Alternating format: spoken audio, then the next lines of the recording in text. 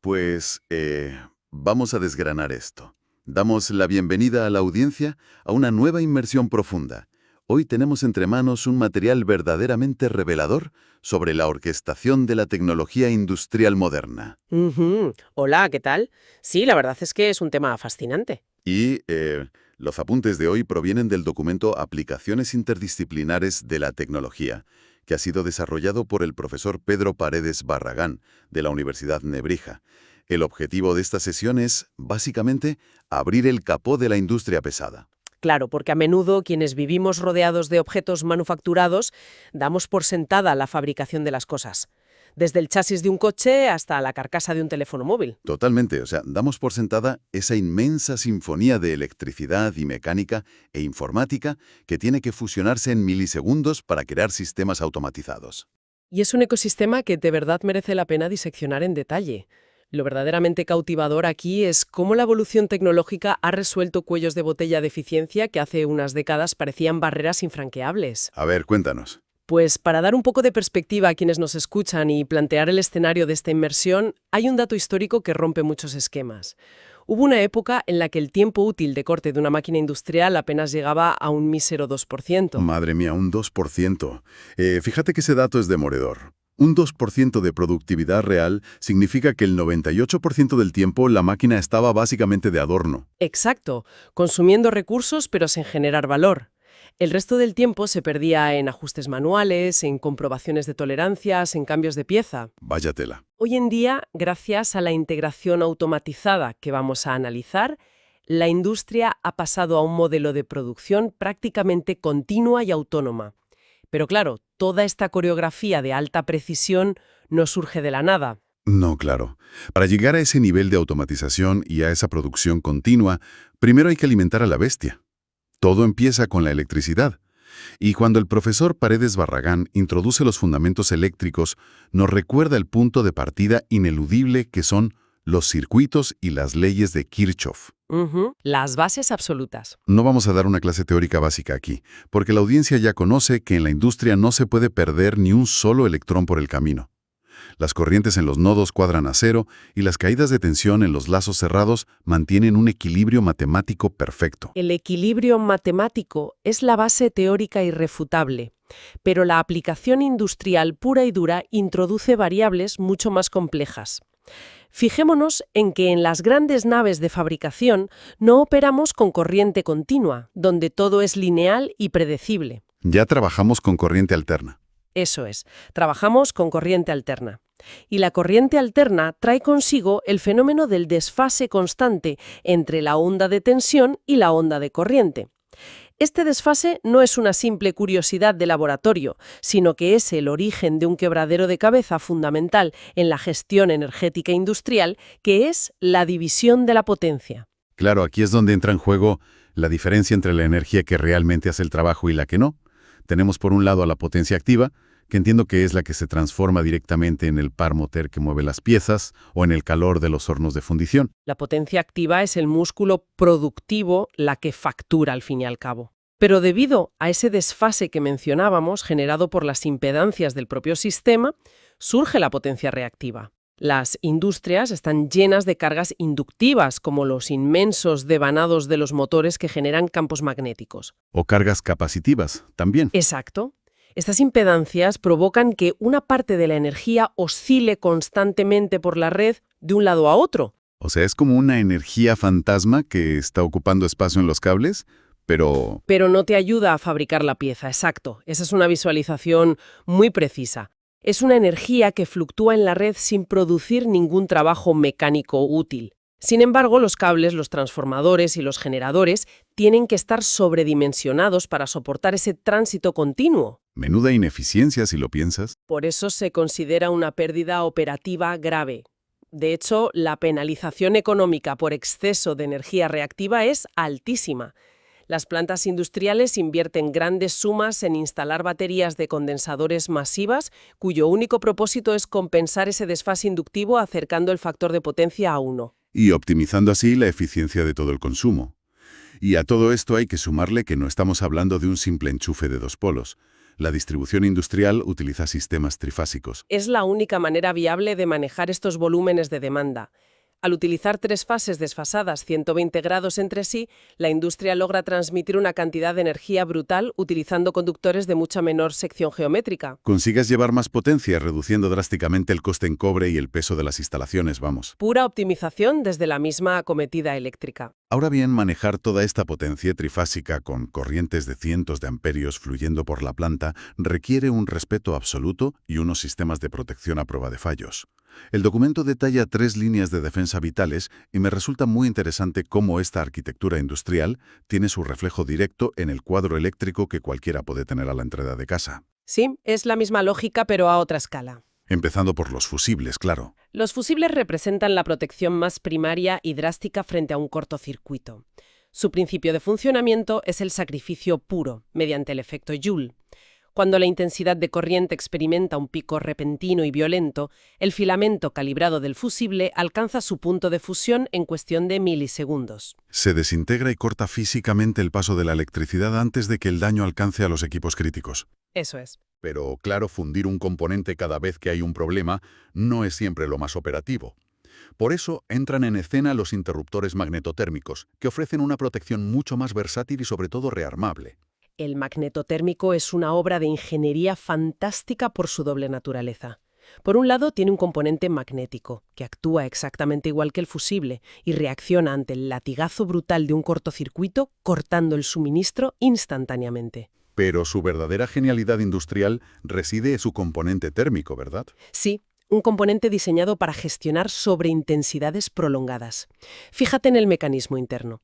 Utiliza una lámina bimetálica compuesta por dos metales con diferentes coeficientes de dilatación. Si el motor de una cinta transportadora, por ejemplo, se atasca ligeramente y empieza a demandar más corriente de la nominal de forma sostenida, esa corriente extra genera calor. Y entiendo que la lámina bimetálica absorbe ese calor. Exactamente. Y comienza a curvarse lentamente debido a la dilatación desigual de sus metales. Si la situación de sobrecarga persiste el tiempo suficiente, la curvatura llega a un límite mecánico que dispara el resorte y abre el circuito. Evitando que el aislamiento de los cables se derrita y provoque un incendio. Qué mecanismo tan analógico y tan infalible al mismo tiempo. Pero si hablamos de protección, el elemento que verdaderamente marca la diferencia, el que se encarga de proteger la vida humana frente a la maquinaria, es el interruptor diferencial. El diferencial opera bajo una premisa completamente distinta. No le importa si hay una sobrecarga masiva o un cortocircuito, porque su único propósito es vigilar el equilibrio vectorial. Analiza de forma constante y escrupulosa la suma de las corrientes que entran y salen del circuito. Y en condiciones normales esa suma debe ser cero absoluto. Cero absoluto. Y si detecta que falta una mínima fracción de amperio en esa ecuación, significa que la corriente ha encontrado un camino alternativo hacia tierra. Y en un entorno industrial, esa fuga anómala podría estar cruzando el tejido cardíaco de un operario que ha tocado un chasis metálico bajo tensión. Una situación letal. Al detectar esa asimetría, el diferencial actúa en escasos milisegundos abriendo los contactos antes de que la corriente alcance el umbral que provoca la fibrilación ventricular. Es un centinela diseñado exclusivamente para la seguridad biológica. Vale, entonces tenemos esa energía inmensa, completamente dominada, balanceada y asegurada por todas estas protecciones. El siguiente paso en esta inmersión profunda es convertir esa electricidad en trabajo mecánico. Y aquí el profesor Paredes Barragán destaca una máquina dinámica que es francamente una maravilla electromagnética. El motor de corriente alterna asíncrono. Concretamente el de rotor en jaula de ardilla. Me vuela la cabeza el concepto de este motor. Entiendo que elimina la necesidad de escobillas, lo cual soluciona muchísimos problemas de fricción, pero si no hay contacto físico directo entre el estator y la parte que gira, ¿cómo consiguen transmitir la potencia al rotor para que empiece a moverse? La clave reside en la inducción electromagnética pura. En lugar de inyectar corriente directamente al rotor a través de anillos rozantes o escobillas, lo que hacemos es alimentar las bobinas fijas del estator con esa corriente alterna trifásica de la que hablábamos antes. Esta configuración crea un campo magnético que gira físicamente en el espacio libre dentro del motor. O sea, creas un imán invisible que da vueltas a toda velocidad. Y ahora entra en juego el diseño del rotor, esa famosa jaula de ardilla formada por barras conductoras cortocircuitadas en sus extremos. A medida que el campo magnético del estator gira, sus líneas de fuerza barren estas barras de la jaula. Según las leyes del electromagnetismo, este barrido induce corrientes eléctricas masivas dentro del propio rotor, Corrientes que generan a su vez su propio campo magnético, claro. que inevitablemente interactúa con el campo giratorio original del estator. El resultado es un par de fuerzas que obliga al rotor a empezar a girar intentando dar caza al campo magnético que lo persigue. Intentando darle caza pero nunca logrando alcanzarlo del todo, por lo que tengo entendido. El detalle crucial del motor asíncrono es lo que llamamos el deslizamiento. El rotor siempre tiene que girar ligeramente más despacio que el campo magnético del estator. Si alguna vez lograra girar exactamente a la misma velocidad, a la velocidad de sincronismo, las líneas de fuerza ya no barrerían las barras. La corriente inducida desaparecería y el motor dejaría de empujar. Ese ligero retardo constante es el precio a pagar por eliminar las escobillas. Pero a cambio obtienes un motor casi indestructible, sin chispas, que requiere un mantenimiento ridículo y que es el caballo de batalla indiscutible de cualquier planta industrial moderna. De acuerdo, ya tenemos ese motor asíncrono girando de forma impecable y entregando potencia bruta. Pero un músculo ciego y sordo es un peligro absoluto en una fábrica. ¿Cómo logra el sistema interactuar con el mundo físico? Es decir, ¿cómo ve la máquina la pieza de metal antes de aplicar toneladas de fuerza sobre ella? Esto nos lleva directamente a los sentidos y los músculos de la máquina, empezando por los sensores. El texto plantea un contraste muy claro sobre cómo se adaptan estas tecnologías a entornos hostiles. Los sensores son los traductores fundamentales entre la caótica realidad física y el entorno determinista del control automatizado. Y la industria requiere una especialización extrema. Tomemos como ejemplo la detección de posición o la presencia de una pieza en la cinta transportadora. Los sensores ópticos, que utilizan haces de luz e infrarrojos, son increíblemente precisos y rápidos. Tienen la capacidad de detectar objetos a distancias formidables, superando fácilmente los 25 metros en algunas configuraciones. Pero claro, la luz requiere visión directa. Y me imagino que una nave de mecanizado pesado no es precisamente el entorno más limpio del mundo. ¿Qué alternativa plantea el texto cuando el entorno está saturado de elementos que bloquean la luz? Es que el entorno industrial está lleno de taladrina, aceites vaporizados, nubes de polvo metálico y salpicaduras de soldadura. Todo esto ciega a los sensores ópticos en cuestión de horas. La solución es cambiar de espectro físico y recurrir a los sensores ultrasónicos. Sonido en lugar de luz. Emiten ondas acústicas en frecuencias inaudibles para el ser humano, oscilando entre los 30 y los 300 kHz. Estas ondas sonoras de alta frecuencia rebotan en los objetos y vuelven al receptor. La enorme ventaja es que a la onda acústica no le importa que haya una densa niebla de aceite en el ambiente porque la atraviesa sin inmutarse. Sacrificas un poco de la velocidad instantánea de la luz, pero ganas una robustez absoluta frente a la suciedad extrema. Y si hablamos de precisión pura de medir el movimiento, no a metros sino a escala microscópica, hay un transductor que se menciona en las fuentes que me ha dejado fascinado, que es el inductosín. El inductosín es una maravilla de la metrología industrial. Es un transductor de desplazamiento que permite a las máquinas herramienta conocer la posición exacta de sus ejes en tiempo real. Utiliza principios de acoplamiento inductivo entre unas reglas fijas y unos cursores móviles impresos con circuitos en zigzag. Lo que resulta abrumador es la resolución que consigue. Estamos hablando de una micra, una milésima de milímetro. Que un enorme centro de mecanizado moviendo bloques de titanio o acero de cientos de kilos sepa su posición exacta con semejante detalle microscópico es una locura. Y es vital que lo sepa. Sin los datos de posición en tiempo real proporcionados por el inductosín, sería físicamente imposible fabricar piezas con las tolerancias estrictas que exige, por ejemplo, la industria aeroespacial o la fabricación de implantes médicos. La precisión final de la pieza nunca puede ser mejor que la precisión del sensor que guía la herramienta. Otra variable crítica es la termodinámica. Las máquinas necesitan saber qué está pasando con la temperatura. Los apuntes mencionan termopares y bulbos, pero hay una tecnología reservada específicamente para el infierno industrial. Me ha parecido casi un arte. Hablo de los pirómetros ópticos, para cuando necesitas medir metales incandescentes dentro de un horno de fundición donde no puedes introducir una sonda física sin que se derrita. La medición de temperaturas extremas sin contacto es un reto colosal. El pirómetro óptico soluciona esto analizando la radiación térmica visible. Su mecanismo es brillantemente ingenioso. El instrumento contiene un filamento de wolframio interno que el operario observa a través de una lente superpuesto sobre la imagen del material incandescente del horno, Y al ajustar un dial, el operario varía la corriente eléctrica que pasa por ese filamento, lo que hace que cambie su temperatura y, en consecuencia, su color. hasta que el color del filamento se iguala exactamente con el brillo del metal incandescente que hay al fondo y el filamento parece desaparecer ópticamente de la lente. En ese punto exacto sabes la temperatura. Es una mezcla preciosa de física de la radiación y percepción visual humana. Es una solución elegante para un entorno donde la electrónica convencional fracasaría instantáneamente.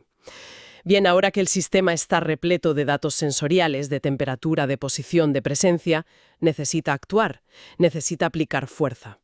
Y el documento disecciona muy bien la dicotomía de los actuadores industriales, o sea, los sistemas neumáticos frente a los hidráulicos. Los actuadores neumáticos son los reyes de la agilidad. Aprovechan el aire comprimido de la nave que, según los apuntes, suele trabajar a presiones relativamente moderadas, en torno a los 6 o 7 bares. La neumática aporta velocidad explosiva y limpieza. Al utilizar el aire ambiente, cualquier fuga simplemente se disipa sin contaminar la pieza, lo cual es crítico en la industria alimentaria o farmacéutica. Son perfectos para automatismos rápidos como expulsar piezas defectuosas de una cinta, abrir compuertas o ensamblar componentes ligeros a un ritmo frenético. Pero cuando la tarea requiere doblegar planchas de acero o levantar estructuras masivas de toneladas, la presión del aire comprimido resulta ridícula. Ahí es donde entra la hidráulica industrial.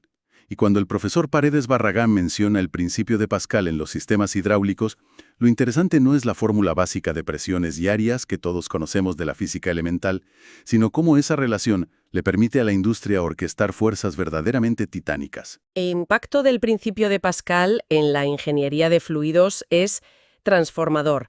Al confinar un fluido incompresible, como aceites minerales altamente especializados, dentro de un circuito cerrado, cualquier presión que apliques se transmite de forma íntegra a todos los puntos del fluido. Si inyectas ese fluido a alta presión desde una bomba de diámetro pequeño hacia el interior de un cilindro con un émbolo de gran superficie, la fuerza resultante se multiplica de forma exponencial. Estamos hablando de sistemas que operan por encima de los 1000 bares de presión. La capacidad de empuje es colosal. Claro, puedes aplastar el chasis de un coche como si fuera papel de aluminio. Pero asumo que en la termodinámica y en la mecánica de fluidos no consigues esa fuerza bruta de manera gratuita. Exactamente, el sacrificio inevitable es la velocidad volumétrica. Para que ese gigantesco émbolo hidráulico avance unos pocos centímetros y aplique toda esa fuerza, el sistema de bombeo tiene que inyectar una cantidad inmensa de fluido presurizado. Por lo tanto, el movimiento de un actuador hidráulico pesado es inherentemente más lento y deliberado que el disparo instantáneo de un cilindro neumático. Es un intercambio de velocidad por fuerza de empuje absoluto. Y llegados a este punto, tenemos todos los elementos físicos sobre el tablero. Tenemos energía limpia y asegurada. Tenemos precisión microscópica visual e inductiva y tenemos actuadores hidráulicos y neumáticos listos para ejecutar. Pero nos falta el director de la orquesta. Nos falta la inteligencia del sistema. ¿Cómo se gobierna todo esto para pasar del famoso y desastroso 2% de eficiencia a la producción moderna? Todo ese ecosistema físico es inútil sin una arquitectura de control que tome decisiones. El texto clasifica esta inteligencia en niveles de complejidad ascendente. Los sistemas de lazo abierto son los ejecutores ciegos. Se les envía un comando de activación y lo realizan sin importar las perturbaciones del entorno. No comprueban si el vástago llegó al final de su recorrido. Pero la verdadera industria exige sistemas de lazo cerrado que incorporen retroalimentación continua.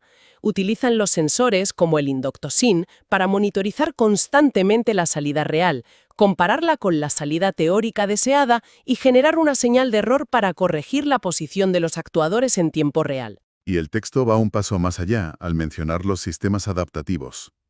Sistemas que no solo corrigen los errores de posición, sino que tienen la capacidad algorítmica de modificar su propia función de transferencia sobre la marcha. Si las condiciones de la herramienta cambian, si la fresa empieza a desgastarse o el material presenta más resistencia de la calculada, el sistema reajusta sus propios parámetros dinámicos de forma autónoma. Y toda esta evolución de control converge en el mayor punto de inflexión de la fabricación moderna, que es el CNC, el control numérico computarizado. Esta fue la bala de plata que fulminó aquel ineficiente 2% de tiempo de corte. El CNC supuso la digitalización total del proceso de mecanizado. En las antiguas máquinas convencionales, el operario pasaba horas deteniendo el husillo, sacando los calibres, midiendo la pieza, ajustando los nonios de los volantes manuales y cambiando las herramientas a mano. El CNC integra un potente procesador lógico que asume toda esa carga de cálculo y posicionado. Eliminan los tiempos muertos casi por completo. La máquina se mueve de un punto de corte al siguiente, selecciona las velocidades óptimas del cabezal y gestiona los avances milimétricos sin interrupción humana. Y la complejidad de esos movimientos se clasifica de manera muy específica. Empezamos con el control punto a punto, que es muy básico, donde la herramienta solo necesita llegar a una coordenada exacta, como en una taladradora de placas de circuito, sin importar la ruta que tome en el aire. Luego tenemos el control paraxial que mueve la herramienta estrictamente paralela a los ejes de la máquina. Pero el verdadero salto cualitativo es el control de contorneado. El CNC despliega todo su potencial de cálculo. Permite la interpolación simultánea y coordinada de múltiples ejes de manera continua. Esto es lo que permite a un centro de mecanizado moderno tallar alaves de turbinas con geometrías complejas, superficies curvas tridimensionales y perfiles aerodinámicos que serían humanamente imposibles de replicar girando manivelas. Pero para ejecutar esa coreografía geométrica extrema, la máquina necesita entender lo que quieres que haga. Necesita un vocabulario. Y los apuntes del profesor Paredes Barragán nos introducen al código ISO, que es, literalmente, el lenguaje materno de la automatización industrial. Mirar un archivo de código ISO crudo es como leer la matriz de la máquina. Todo se basa en instrucciones alfanuméricas muy escuetas y directas al hardware. Es un lenguaje de muy bajo nivel optimizado para la ejecución en tiempo real sin latencias. Fijémonos en la estructura básica. Las funciones preparatorias, los famosos códigos G, determinan la geometría y el comportamiento del movimiento. Si el bloque de control lee una instrucción G00, la máquina interpreta que debe realizar un desplazamiento rápido en el aire a la máxima velocidad que permitan sus servomotores, simplemente para acercar la herramienta a la pieza sin cortar nada. Pero si inmediatamente después lee un G01, Entonces el comportamiento cambia radicalmente. El CNC clava los frenos e inicia un movimiento de interpolación lineal estricto, avanzando contra el bloque de metal a la velocidad de avance de corte programada para evitar romper la herramienta o dañar el material. y para gobernar el ecosistema de la máquina, más allá del movimiento, están las funciones auxiliares, los códigos M. Un M09, por poner el ejemplo del texto, le dice a la máquina que cierre inmediatamente las electroválvulas y corte el suministro de líquido refrigerante. Pero el código que me parece que aporta un nivel de autonomía espectacular es la función T, para la gestión de las herramientas. La función T de Tool es el máximo exponente de la reducción de tiempos muertos. En un programa CNC complejo, cuando se lee una función T específica, el proceso de mecanizado se pausa durante segundos. El cabezal se retira a una zona segura, expulsa la herramienta actual y el carrusel o almacén virtual de herramientas gira a toda velocidad para posicionar, por ejemplo, una fresa de desbaste en lugar de una broca. Un brazo intercambiador hace el cambio físico y el mecanizado se reanuda al instante. Es que hay que pensar en el estrés y la posibilidad de cometer un error catastrófico si un operario humano tuviera que escribir a mano, línea por línea, miles de códigos G01 y coordenadas para tallar un molde complejo. Estarías a un dígito equivocado de estrellar una máquina de $500,000 contra un bloque de acero inoxidable a alta velocidad. Ese riesgo inasumible es lo que forzó la evolución radical de la programación. La industria superó la etapa de la programación manual a pie de máquina hace mucho tiempo. El primer paso fue la programación conversacional, un puente ergonómico brillante. El panel de control de la máquina presenta interfaces gráficas e interactúa con el operario mediante menús y preguntas intuitivas. ¿Qué diámetro de vaciado necesita? ¿O cuál es el paso de esta rosca? El operario introduce las cotas del plano geométrico y el procesador de la máquina compila y genera todo ese farragoso código GIM en segundo plano. Y además el operario puede ir contestando a esas preguntas y programando la siguiente pieza en la pantalla, mientras la máquina siga arrancando viruta físicamente dentro de la cabina. Productividad ininterrumpida. Pero el último eslabón, la cúspide de la integración que expone el documento, son las redes CAD/CAM. Aquí ya sacamos la programación completamente del entorno ruidoso del taller y la llevamos a la oficina de ingeniería. La integración CAD/CAM transforma la fábrica en un nodo de red de alta tecnología. Los ingenieros modelan la pieza final en entornos CAD tridimensionales con tolerancia cero. Luego el software CAM importa esa geometría pura. El CAM no solo calcula matemáticamente las trayectorias de las herramientas, sino que realiza simulaciones cinemáticas, virtuales, comprobando colisiones contra mordazas o contra la propia estructura de la máquina. Es como probar la coreografía en un entorno virtual perfecto antes de arriesgar el material real. Exacto. Y una vez validada la simulación, el propio software utiliza un postprocesador para traducir todo ese modelo matemático en millones de líneas de código ISO perfectas y libres de errores tipográficos. Ese archivo masivo se transmite de forma directa e instantánea a la memoria del control de la máquina a través de una red de área local industrial, una LAN. El operario a pie de máquina solo se encarga de supervisar el amarre inicial del material en bruto, verificar los decalajes y presionar el botón de inicio del ciclo. La máquina recibe el paquete de red y esculpe la pieza con precisión nanométrica. Menudo viaje intelectual hemos completado hoy. Vamos a consolidar todo lo que hemos extraído de estos apuntes de la Universidad Nebrija, porque la densidad técnica ha sido espectacular. Hemos comprendido que la base de la manufactura comienza con una gestión impecable de la corriente eléctrica alterna, utilizando sistemas trifásicos y lidiando con el desfase que genera la potencia reactiva. Hemos asegurado ese enorme caudal energético con 3 líneas de protección, fusibles por efecto Joule, interruptores magnetotérmicos que se curvan ante sobrecargas sostenidas y diferenciales encargados exclusivamente de salvaguardar el sistema nervioso humano. A partir de ahí hemos convertido los electrones en movimiento continuo mediante el robusto motor asíncrono de jaula de ardilla, aprovechando el campo magnético giratorio y el deslizamiento. Le hemos dado ojos y tacto a esa fuerza ciega utilizando sensores ópticos y ultrasónicos capaces de ignorar el caos y la suciedad del entorno. Hemos integrado transductores inductosen para medir desplazamientos a escala de una sola micra y hemos utilizado la radiación óptica de los pirómetros para leer las temperaturas extremas de los metales fundidos, igualando el color de un filamento. Hemos canalizado la energía hacia músculos neumáticos para la velocidad pura y músculos hidráulicos que, mediante el principio de Pascal, sacrifican volumen por una fuerza de compresión demoledora superior a los 1000 bares. Y finalmente hemos conectado todo este cuerpo biomecánico a un cerebro algorítmico. Hemos explorado cómo la evolución de las arquitecturas de control culminó en la revolución del CNC, pasando de un paupérrimo rendimiento del 2% a una eficiencia sostenida. Y hemos descifrado cómo la comunicación pasó del rígido código ISO y las funciones G y M, tecleadas manualmente, a complejas simulaciones virtuales procesadas en sistemas CAD-CAM y transmitidas por red local directamente al procesador de la máquina herramienta. Todo este ecosistema coordinado es la matriz física invisible que da forma al mundo estructurado y tecnológico que nos rodea hoy en día.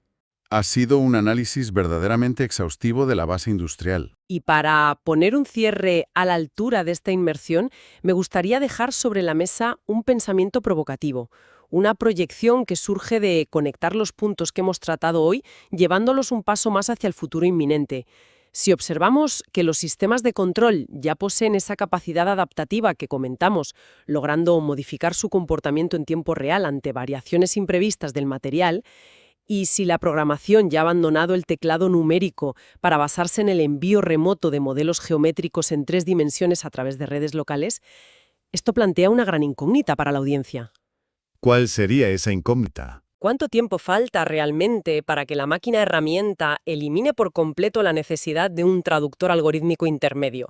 Es decir, ¿llegará el día en que un sistema de control autónomo no requiera de un complejo software CAM en una oficina técnica que le desglose y traduzca laboriosamente el diseño tridimensional a un rígido lenguaje de códigos G y M? Sería un salto monumental. Imaginemos por un instante un escenario impulsado por arquitecturas de redes neuronales avanzadas, donde la propia máquina, equipada con visión e inteligencia espacial profunda, simplemente mira el bloque de titanio en bruto amarrado en su mesa, escanea y asimila el archivo del diseño en 3D final deseado y sin recibir una sola línea de código ISO, decide y calcula por sí misma, de manera completamente autónoma y en cuestión de milisegundos, ¿Cuál es la coreografía dinámica y cinemática perfecta para esculpir el vacío y revelar la pieza terminada? Ese concepto es un cambio de paradigma absoluto. Significaría dejar atrás para siempre la época de dictar instrucciones cerradas, de decirle a la máquina cómo tiene que moverse milímetro a milímetro. Pasaríamos a un modelo de fabricación basada en objetivos abstractos. Transmutaríamos la maquinaria pesada, pasando de herramientas obedientes y ciegas a verdaderos artesanos de silicio con autonomía creativa sobre el proceso físico. Es una reflexión colosal para dejar rebotando en la mente de quienes nos escuchan tras desgranar el presente de la tecnología industrial. Con esta visión fascinante sobre el horizonte de la automatización totalmente autónoma, cerramos el análisis de hoy.